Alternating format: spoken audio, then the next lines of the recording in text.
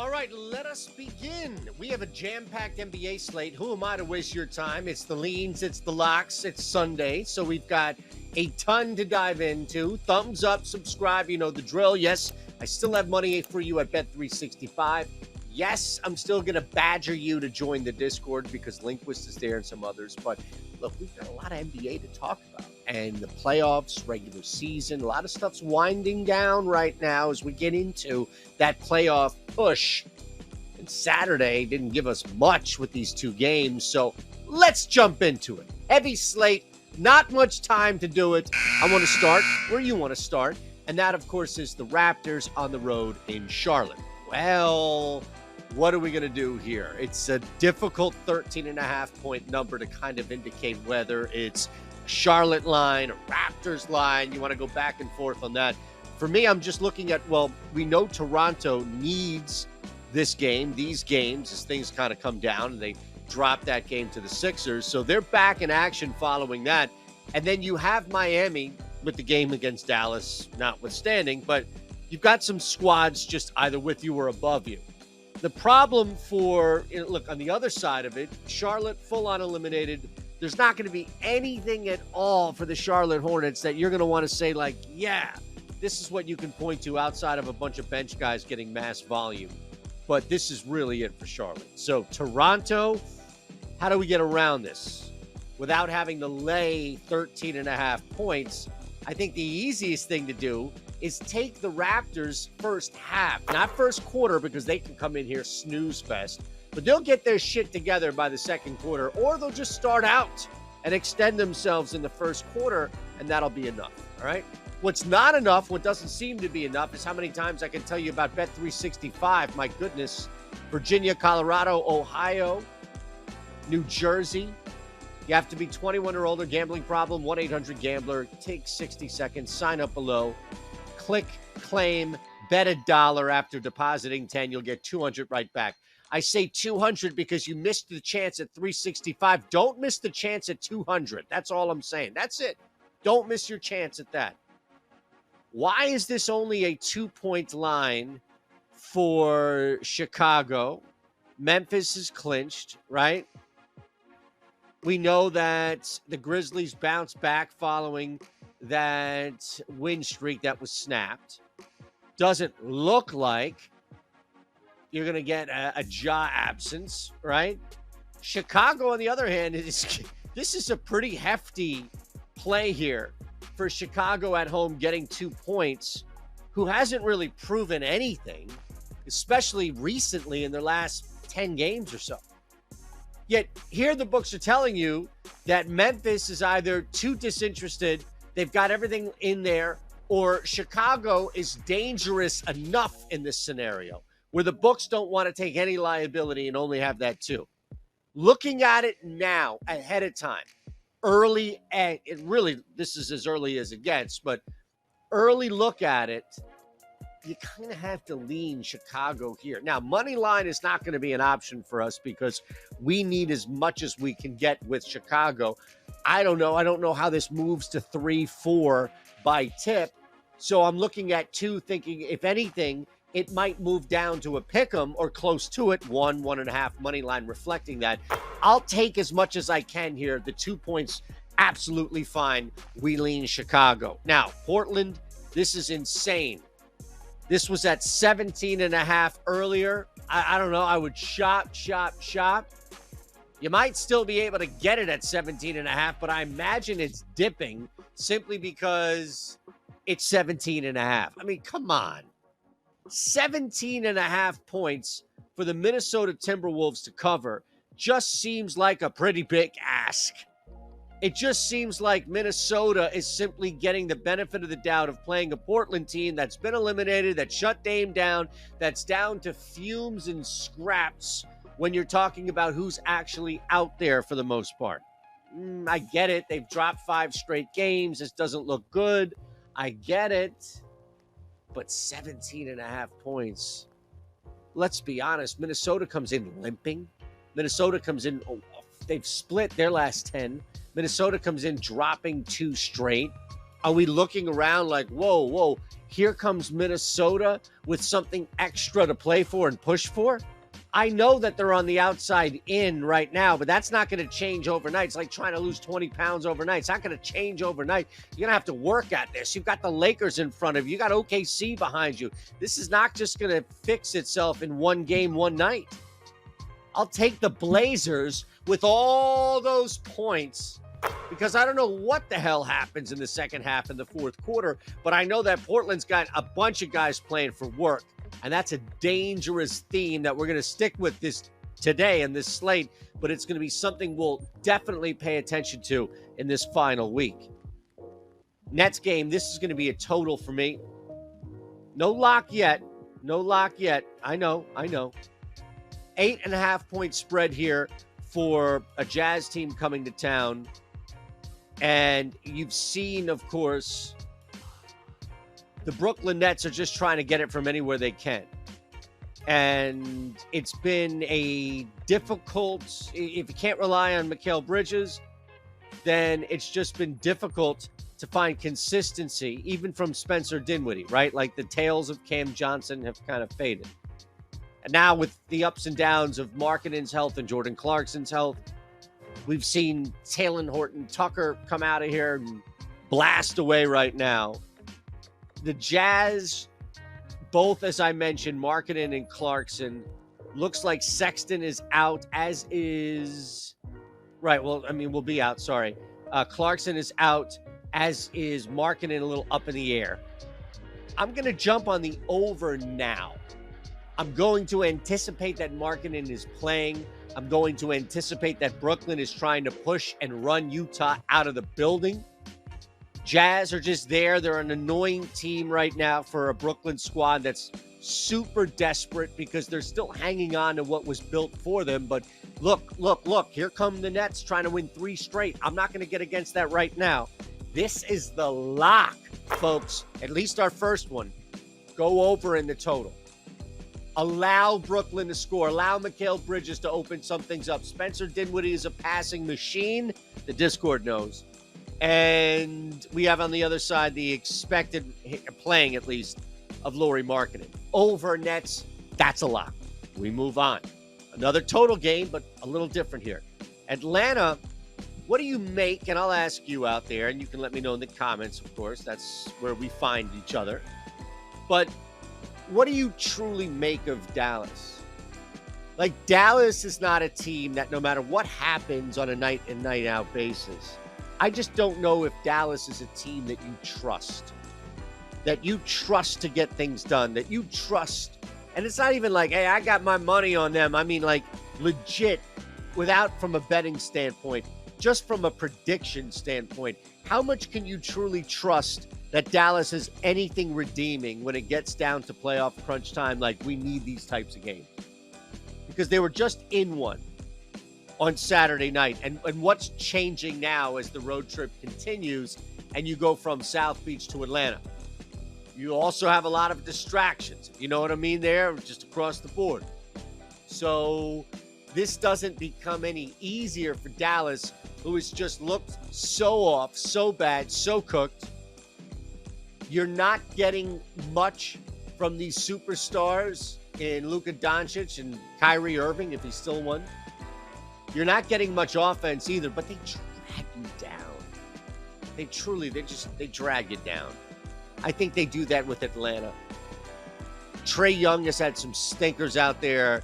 I just don't see a lot of scoring in this game. Both need it, and there's a lot of emphasis on it. And I think that's another reason why you're going to see a little more deliberate possessions. Again, it's the NBA. This thing's going to get up there. Don't get me wrong. But I like going under 243 mainly because the Mavericks are a team you just can't trust to score. They're going to burn you, and they've burned you. And you're going to go back and say, why did I do it again when Shander told me on the leans and the locks? That's a lean. Just a lean.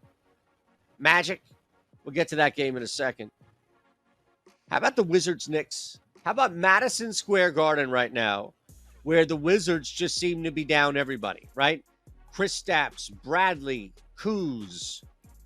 Just keep naming them, right? You're not going to get Kristaps there. He's out. So what do the Knicks have? The Knicks have a walk in the park, or in this case, Central Park. I'm sorry. Where can you attack this team? Where is probably the best place to attack this game? Team being Washington, game being this. I think that the Knicks eventually do pull away. I don't know how long that takes to pull away. The Knicks are not looking to keep Washington in this game by slowing it down, by taking their time with possessions.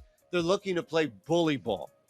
They're looking to physically outmatch Washington in spots where the Wizards are coming in with bench guys, but the Knicks are also looking to shoot the lights out, and I love that. So I think that's where they establish early domination. That's where they establish their presence. And I would go Knicks first half, spread on the lock. Again, you let me know in the comments what you're thinking here, how it moves, but I'm going to keep it pushing on this last thread. The Knicks from 3, dangerous, as we've seen. Julius Randle, first quarter, dangerous, as we've seen. Jalen Brunson can just heat up. Knicks are a tough first half out, and the Wizards are out. Everybody's out. Lock it up. Magic are laying 9. Ooh, hey. What do we do here? When's the last time that you've bet an Orlando Magic game where they've laid 9 points? I don't know. And I could easily say, lay the 9, because on Monday's version of the locks, I'm not going to be here. But I'm going to be here next Friday with you as the regular season winds down. So I'd like for this to hit. And we are actually going to lay the 9, as crazy and belligerent as that may seem. Look, Orlando is not dead yet. They're not. They're just not done.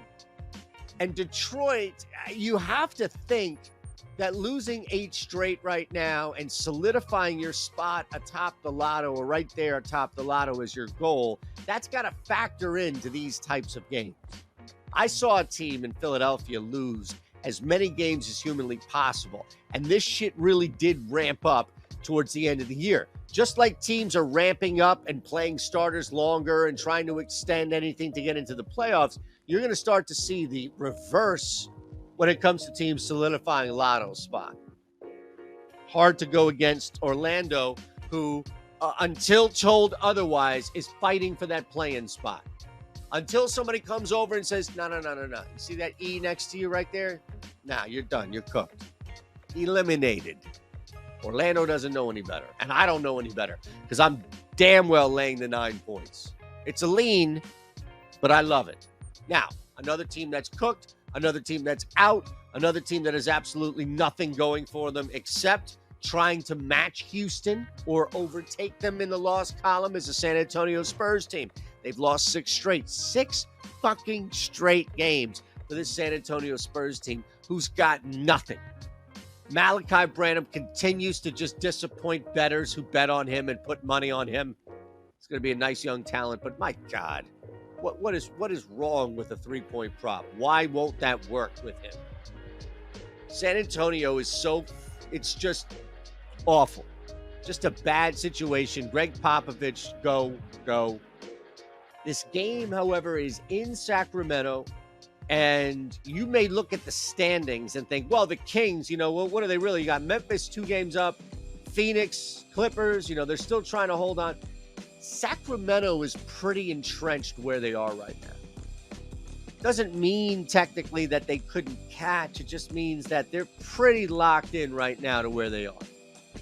And I think you're going to start to see that mentality, like second half type mentality. And you're at home. You don't need to blow this team out to send a message to fans. You just ended a playoff drought. That's the message to the fans.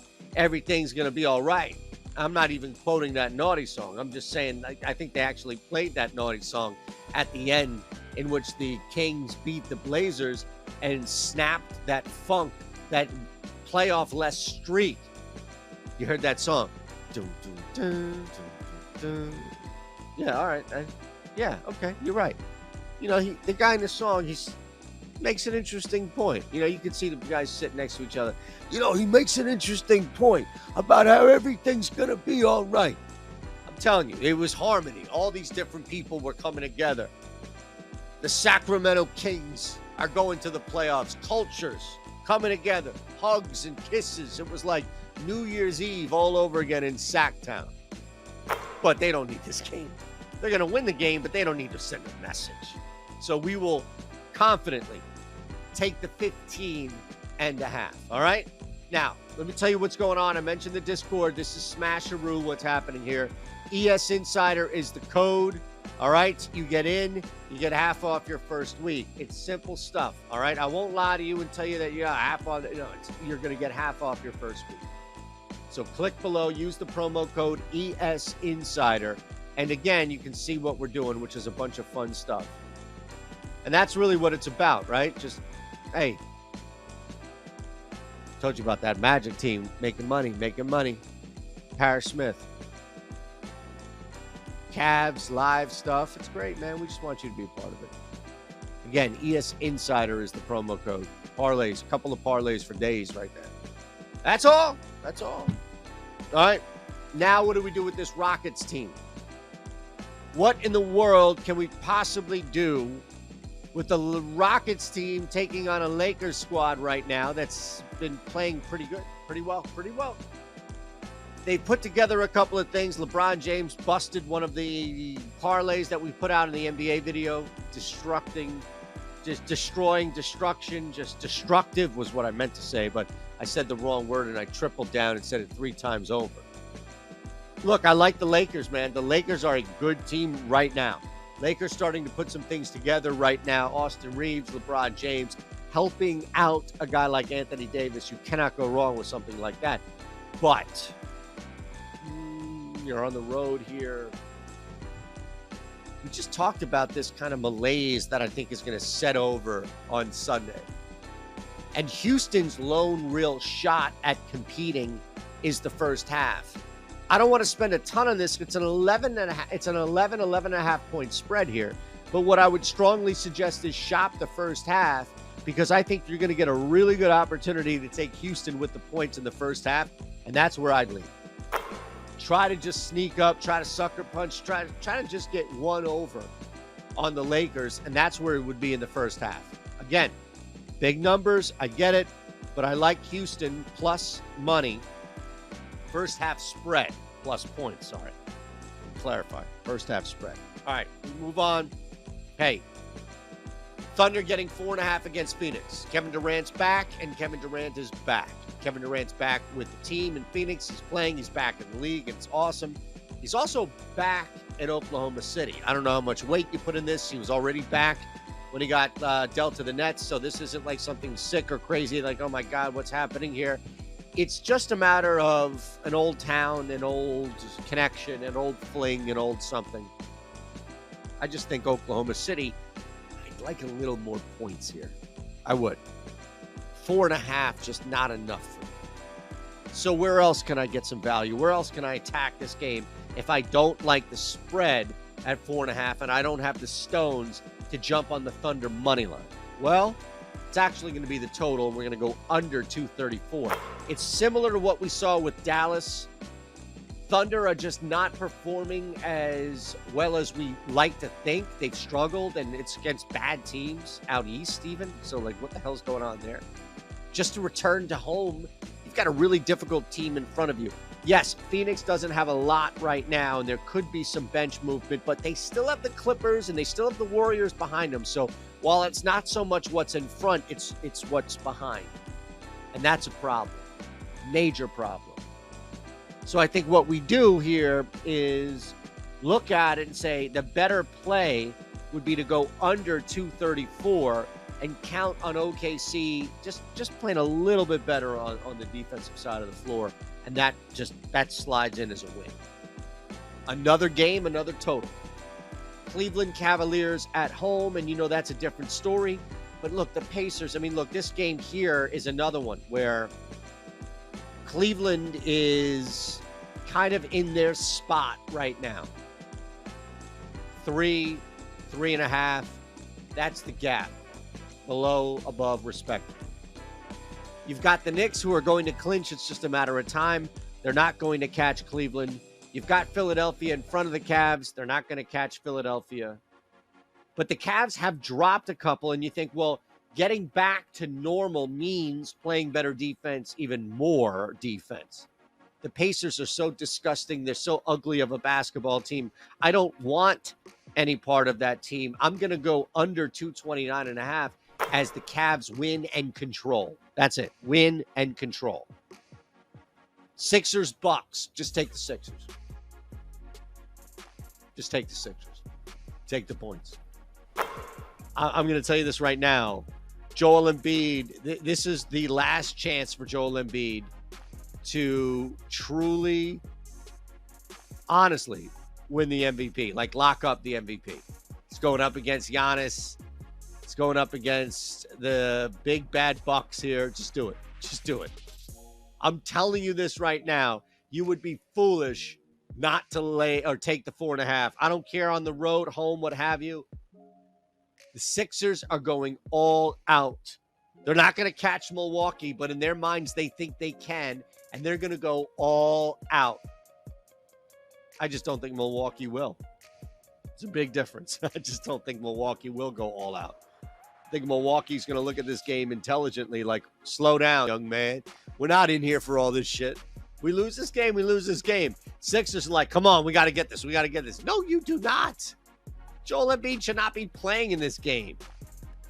Warriors Nuggets, 2.5-point spread for Denver at home. At home. What's going on with the Joker, right? Jamal Murray is likely to play. KCP is likely to play, right? So you've got that, but it's just about the Joker right now. And we're waiting and waiting and waiting on word about what's life like now for Nikola Jokic. He's questionable. Where I think you can jump in now, because if he plays, it will move. Everything moves, is the first half. Denver gets Golden State, a team that struggles mightily on the road this year. Healthy, what have you. Yeah, I want Denver first half. I want Denver trying to knock the Warriors out in the first half, and I'll lay the points.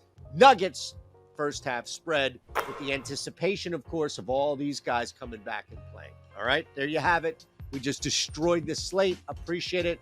Thank you for rolling with us. That wasn't even that bad, you know? Like, it was a little longer than I thought, but wasn't that 45-minute intro preview for baseball like Link was. By the way, check the baseball locks up. You'll recognize the person there. I'll see you Monday, 4 o'clock Eastern on the Odd Shop.